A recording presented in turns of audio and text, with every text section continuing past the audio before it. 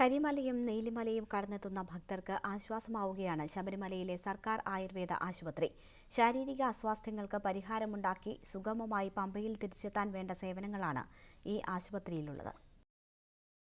കുത്തനെയുള്ള കരിമലയും നീലിമലയും കല്ലും മുള്ളും നിറഞ്ഞ കാനനപാത, ഇതെല്ലാം താണ്ടി സന്നിധാനത്തെത്തുന്ന ഭക്തർക്കുണ്ടാകുന്ന ശാരീരിക അസ്വസ്ഥതകൾ ചെറുതല്ല.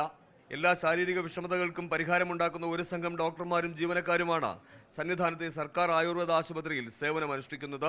അയ്യപ്പ ഭക്തർക്കുണ്ടാകുന്ന ശരീരവേദന, സന്ധിവേദന തുടങ്ങിയ എല്ലാത്തരം ബുദ്ധിമുട്ടുകളും മാറ്റി അവർക്ക് സുഗമമായി മലയിറങ്ങുന്നതിനുള്ള ഔഷധങ്ങളും ചികിത്സയുമാണ് ആശുപത്രി നൽകുന്നതെന്ന് chief medical officer doctor Nethradas പറഞ്ഞു. അയ്യപ്പ ഭക്തന്മാർക്ക് സംഭവിക്കുന്ന സന്ധികൾക്ക് സംഭവിക്കുന്ന ക്ഷതം, അതിനുള്ള ബാൻഡേജ്, തടവി കൊടുക്കാനുള്ളവർക്ക് തടവി കൊടുത്ത് വേദനയെല്ലാം ഇല്ലാതെ നമ്മൾ ഇവിടുന്ന് നടന്നു വരുന്ന ആളുകൾക്കൊക്കെ വേദനയില്ലാതെ തിരിച്ചു പോകാനുള്ള ഒരു സംവിധാനം നമ്മൾ ചെയ്തു വരുന്നുണ്ട്.